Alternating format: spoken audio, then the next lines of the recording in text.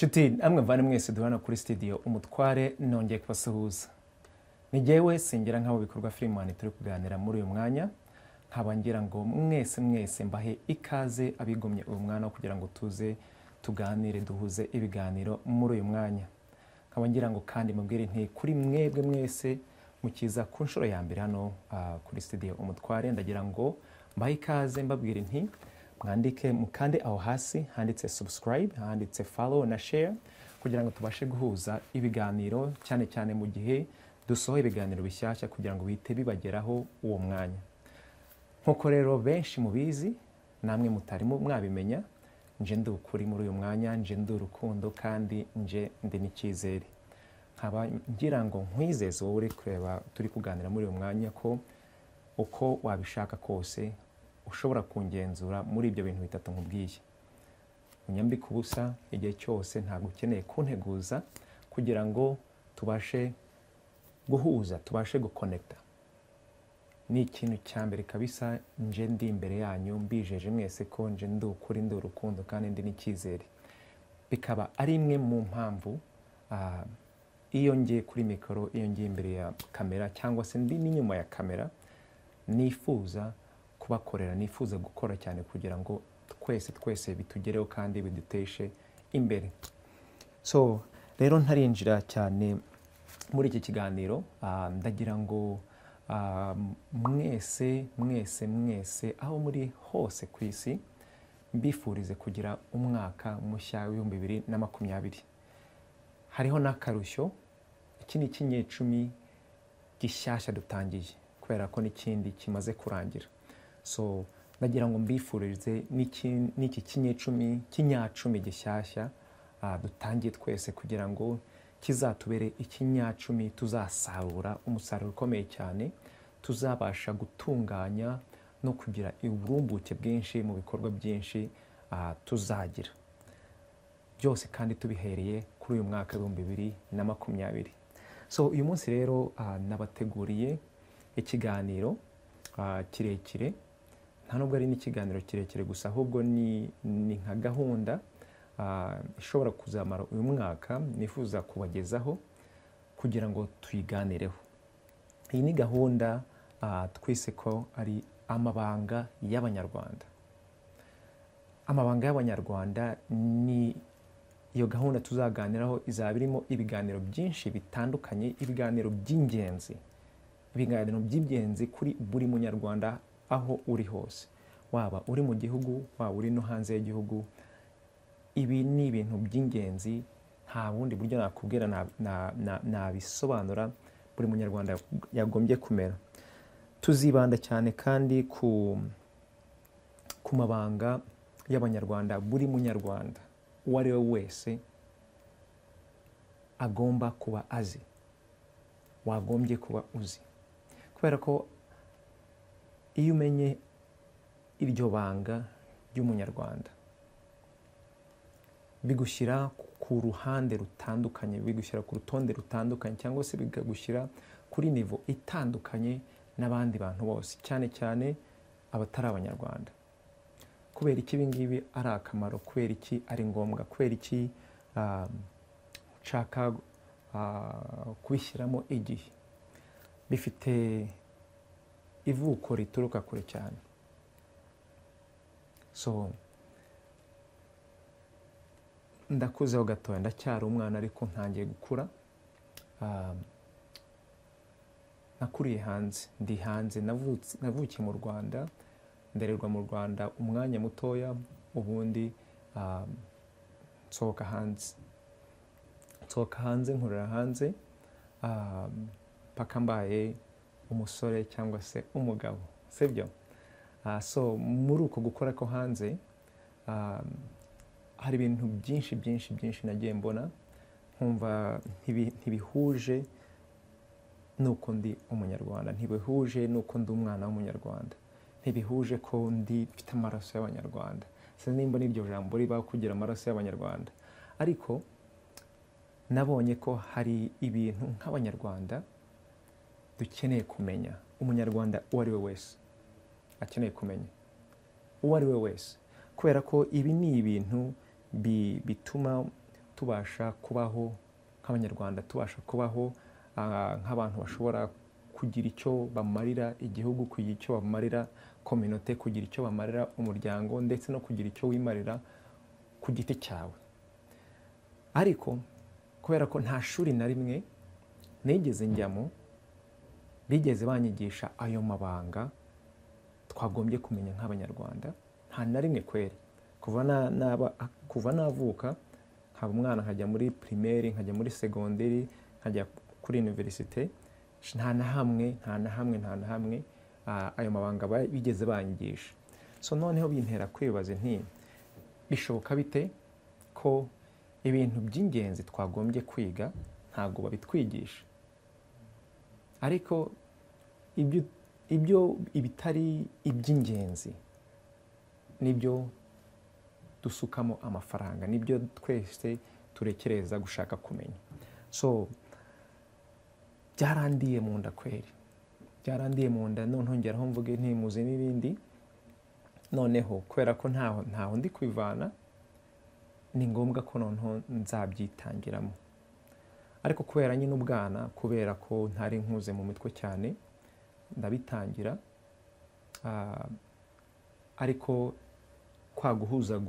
kwa guhuzagurika ntibyatuma mbigeraho nk'uko mbyifuza.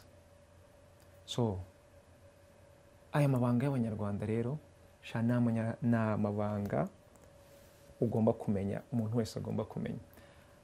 So ndagira ngo mbitandukanye n'ibyo abanyarwanda bita amatiku. Ntabwo ndi kuvuga amatiku, sibyo? Ntabwo njye nshaka ko tuganira ku matiku.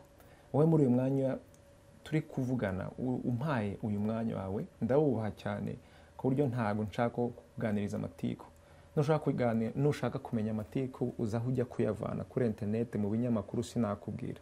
Ariko kuri jyewe ndifuza ko aya mabanga tuyaganiraho, uko niyo twagombye kwiga kuva ukivuka paka urangije. Kuko iyo umaze kuyamenya, namaze kubona ko aho waba uri hose nk'umunyarwanda uba uhagaze neza, uba uhagaze ufite agaciro, uba uhagaze ufite ishema, kandi nta muntu n'umwe ushobora kukunyeganyeza, nta muntu n'umwe ushobora kukunyeganyeza, yaba aturutse hanze, yaba aturutse mu Rwanda, yaba ameze gute, nta muntu n'umwe ushobora kukubeshya. Naho ngaho nabonye ko bifite akamaro kugira ngo aya mabanga y'abanyarwanda tuyaganireho. So muri bamwe rero ndakeka mushobora kuba muri kuvuga ati ko si mutipe waduteje amashyushyu, ibyo ni ibiki uri kutuganiriza, cyangwa ni ibiki ushaka kutuganirizaho.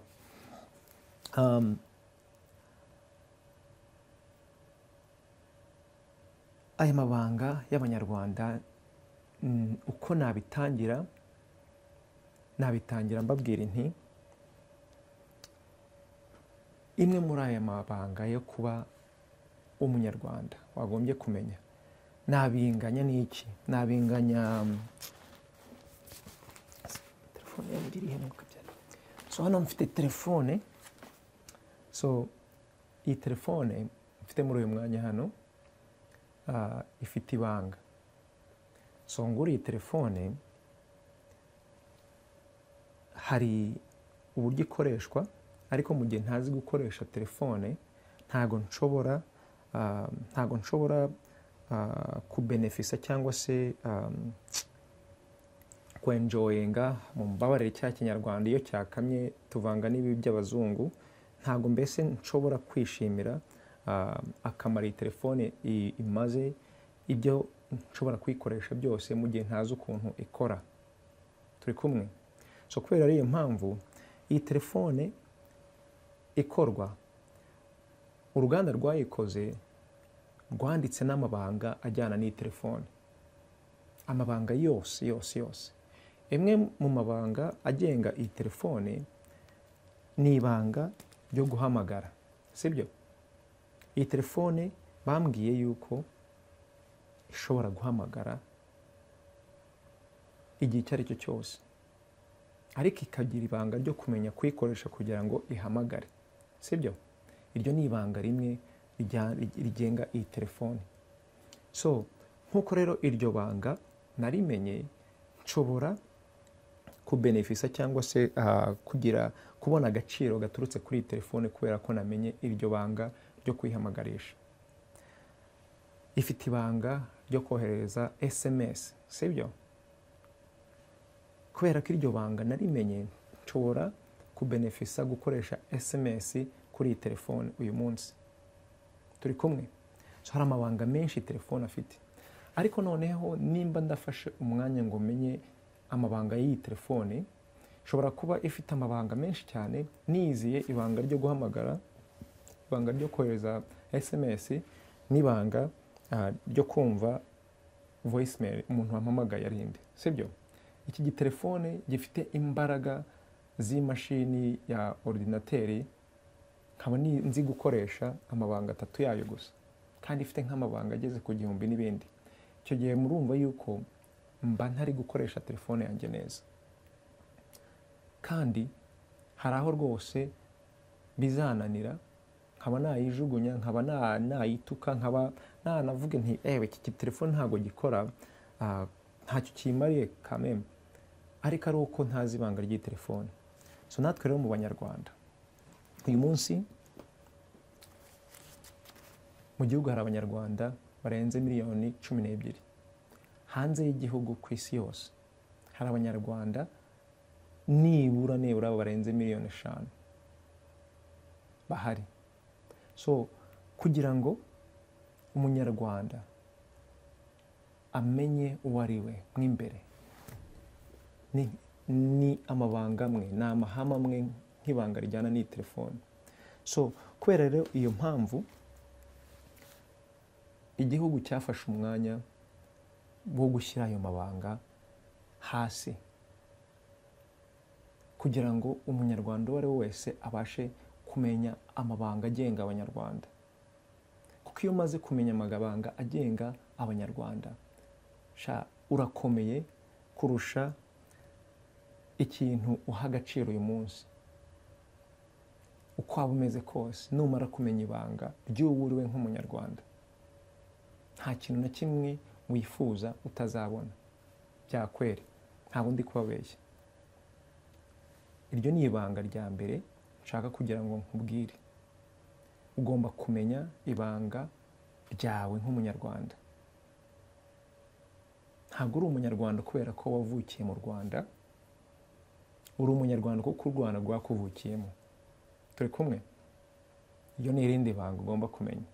So nkamwe bana mwavukiye hanze, waba waravutse ku babyeyi b'Abanyarwanda bari hanze, waba waravukiye iwanyu bari gutembera, bari kuvoyaja, aho waba waravukiye hose, kuvuga ngo uvukiye muri Amerika, kuvuga ngo uvukiye muri France, kuvuga ngo uvukiye mu Bwongereza, mu Bushinwa, ahari hose waba wavukiye, nimba ababyeyi bawe ari Abanyarwanda, cyangwa se umwe mu babyeyi bawe bari Abanyarwanda, ushobora kubenefisa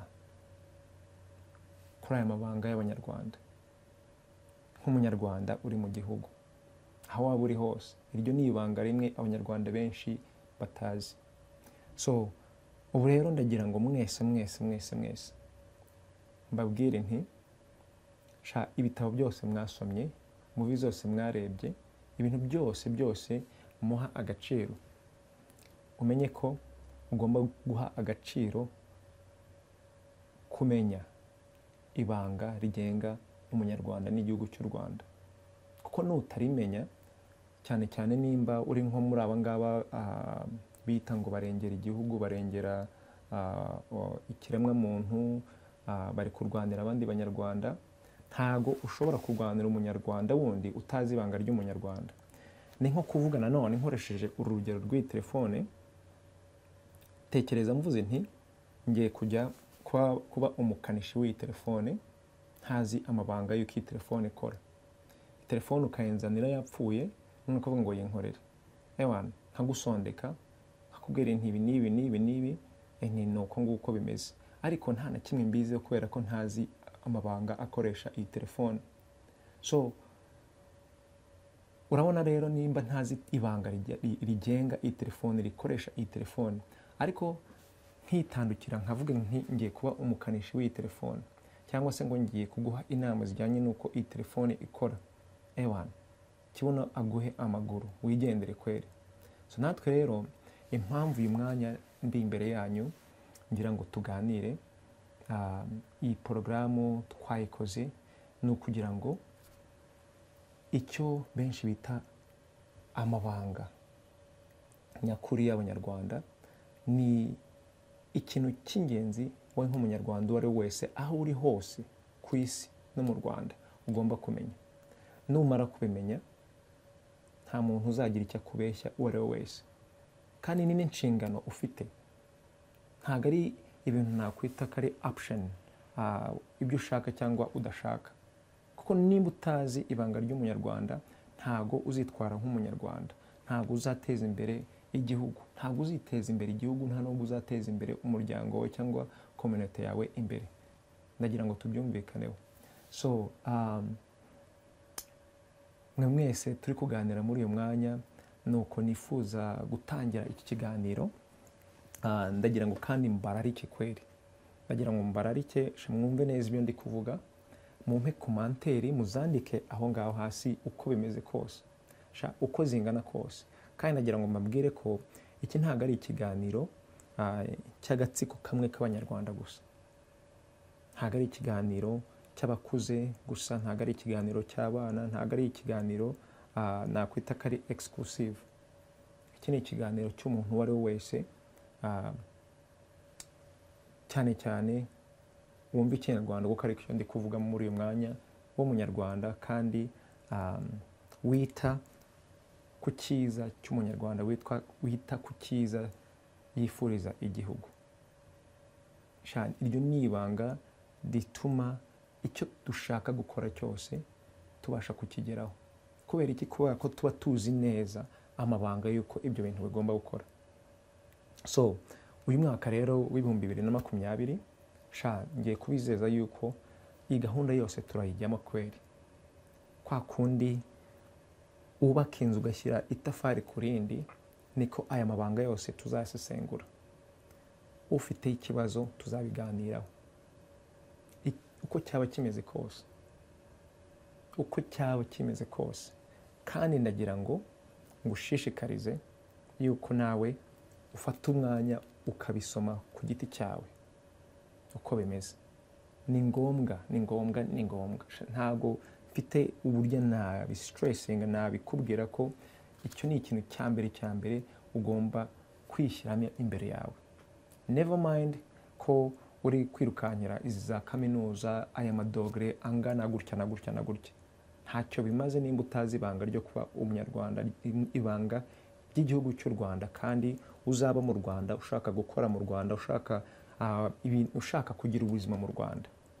Nta kintu cy'ingenzi nkacyo. Abantu bo muri religion cyangwa se mu kwemera nabinganya nka Bibiliya, sibyo? Ibanga ry'umunyarwanda n'ibanga ry'igihugu cy'u Rwanda nabinganya nka Bibiliya y'u Rwanda. Akaba ari cyo gitabo cya mbere na mbere wagombye kwiga gusoma mu gihe umaze kumenya gusoma. Cya mbere na mbere, uko ungana kose naho uri hose. Nanone nabinganya nk'uko iyi telefone nimba kweri uyishaka kuyikoresha, utari warigera ukoresha telefone na rimwe, nta bundi buryo uzigera umenya uko iyi telefone ikora udasomye amabanga yawe, cyangwa se utize amabanga akoresha iyi telefone, agenga iyi telefone. So ndabararikiye mwese aya mabanga tuyinjiremo nta pfunwe, tuyinjiremo twicaye duhagaze neza, kandi tuyinjiremo dufite ishema. Twihe agaciro, tugahe imiryango yacu, tugahe community zacu, kandi tugahe n'igihugu. Imwe mu mabanga y'abanyarwanda agenga igihugu nuko ibibazo byose dufite muri uyu mwanya dufite n'ibisubizo byabyo dukoresheje ayo mabanga. Ariko nimba uyu munsi ngize ubunebwe cyangwa se ntacyo bimbwiye na gatoya, nibereye mu bindi nkavuga nti abandi nibo zabikora, abandi bireba abandi, njye ntabwo bindeba. Ndagira ngo mbabwire nti mwese mwisubireho. Nta muntu n'umwe w'umunyarwanda nanabyaguye nkabigira ku isi hose, nta muntu n'umwe uvuka afite icyapa kivuga ngo uri iki n'iki. Twese tuvuka twambaye ubusa, tuvuka tumeze nk'utudebire. Noneho aho tuvukiye niho hatangira kutwubaka uko ubuzima bwacu bugenda bumeze. So nimba benshi muri twebwe uko ubuzima bwacu babwubatse bagiye babwubaka bibagiwemo ibintu bya ngombwa, uyu munsi ubuzima bwacu bukaba butari kugenda neza kubera ibyo bintu bya ngombwa byabuzemo. Hari aho ugera ntukomeze gucira urubanza umuntu wakureze mbere, uvuga ngo ibi ntiyabimpaye. So ni naho rero uyu munsi ku giti cyanjye njyewe namaze kugera hashize igihe. Iwacu batureze neza mu bushobozi bari bafite, baradukuza aho tutashoboraga kugira icyo twiha, ariko noneho ibyo bataduhaye cyane cyane twaramaze gukura n'inshingano zacu kugira ngo tubyihe kandi tunabyongere ku byo baduhaye. So nawe rero waba uri umwana mutoya kweri w'umunyarwanda, waba uri ingimbi, waba cyangwa se umutineje, cyangwa se wowe utangiye ubuzima, nawe mukuru w'umubyeyi, cyangwa se namwe mushaje, no kwisuzuma mukareba nimba amabanga y'igihugu, amabanga y'abanyarwanda atari amatiku, nongere nsubiremo, mwaragiye mudufasha kuyamenya. Nimba bitaragenze gutyo mudufashe tubimenye, kuko aho tugeze uyu munsi isi yabaye ntoya ku buryo nimba ibindi bihugu bifashe umwanya wo kwiga amabanga y'igihugu cy'u Rwanda, amabanga agenga abanyarwanda, bakaza noneho akaba aribo batwicara ku gakano bakatuyobora aho bashaka ko tujya, bagacunga ibyacu byose, bakatubwira igihe ugomba kurira, igihe ugomba kwicara, igihe ugomba kuryamira. Tekereza umuntu wamenye ibanga ryawe ryo mu rugo akaza akaba ari we uri gukoreshereza kuko utarizi, biteye isoni, birababaje kandi biteye n'agahinda. So namaze rero kubona ko benshi mu bavandimwe bacu turiho ku buzima nta kintu hari ibintu by'ingenzi tutitaho. So ntabwo nshaka kugira umuntu n'umwe ntuka, ariko nzi neza ko ntabwo ndi ingorofani nawe ntabwo uri ingorofani, sibyo? Umuntu akontorora ingorofani, ntabwo umuntu akontorora undi muntu. Nta muntu n'umwe ufite ububasha bwo kuza kugukontorora. Ntabwo waremewe gukontororwa, ntabwo bibaho na hamwe ku isi, yemwe no mu Rwanda. Aho wava ukagera nta muntu n'umwe ku isi ukunda gukontororwa. Na ba bandi bavuga ngo I'm okay with it, baba babeshya. Igihe cyose ufite ubwonko mu mutwe wawe, sibyo? Kugukontorora ntabwo bishoboka kubera ko ibanga rikugenga ntabwo rikwemerera ko bagukontorora. Ni nayo mpamvu abantu muzirebemo neza, nk'iyo umuntu agutegetse gukora ikintu udashaka gukora, wumva ufite ikintu cyo kumurwanya, cyangwa se niba umuntu akuvugishije nabi ukumva ugize ikintu cyo kubirwanya.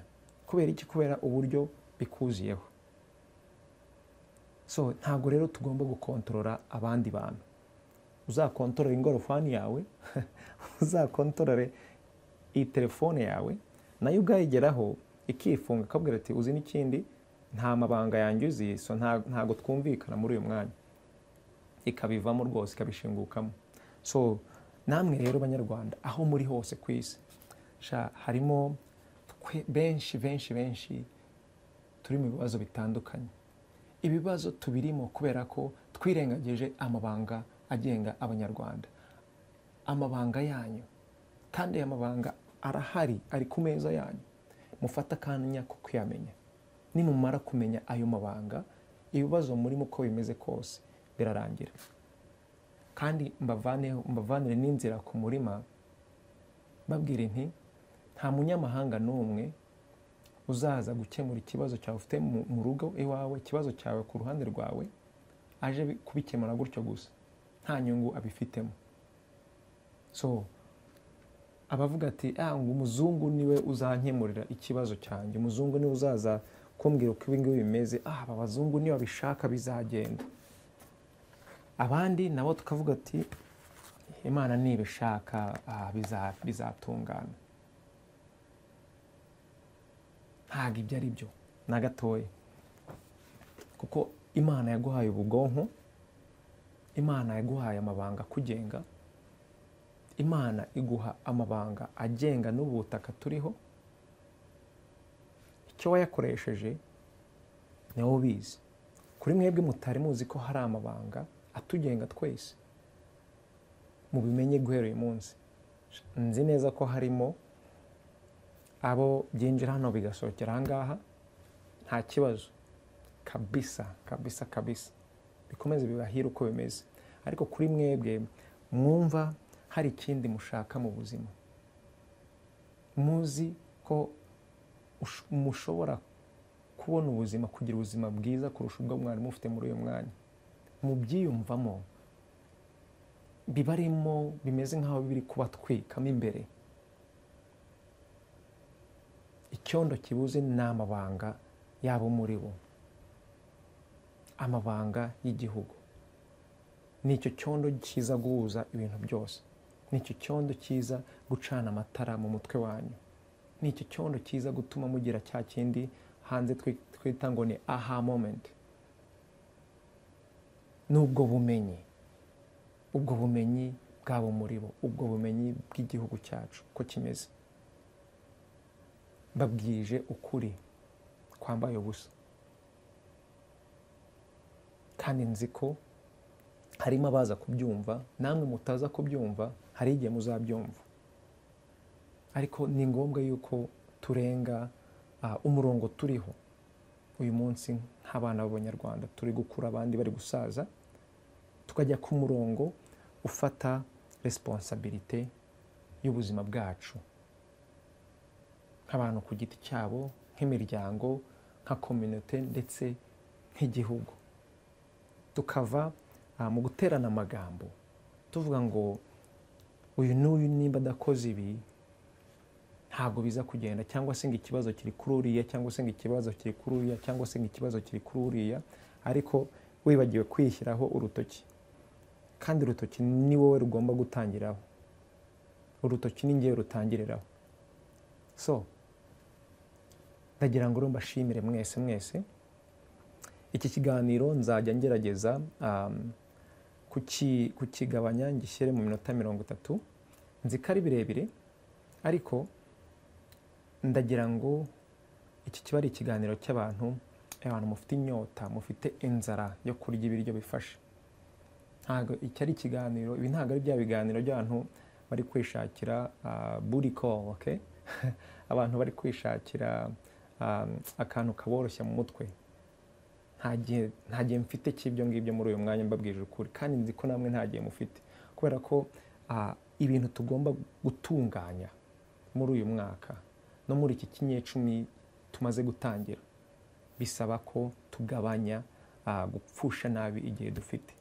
So bagira ngo mbashimire mwese mbivanye ku mutima, abaduhaye umwanya mwese, mbahe ikaze neza, mbabwire nti musubscribing, kandi mwandike aho hasi imyumvire yanyu mwese, za commentaire zanyu mwese kuri ibi maze kubabwira. Iyi porogaramu, iyi gahunda tugiye kuganiraho ni gahunda ivuga ku mabanga y'Abanyarwanda, ku bw'umwihariko bikaba bizavuga tuzaganira neza ku mabanga y'Abanyarwanda yibanze wowe nk'umunyarwanda aho uri hose uba ugomba kumenya. Ndabashimiye cyane. Ni njyewe singira nk'aho bikorwa Freeman hano kuri Studio Umutware. Mugire umunsi mwiza, ijoro ryiza kuri mwebwe mugiye kuryama.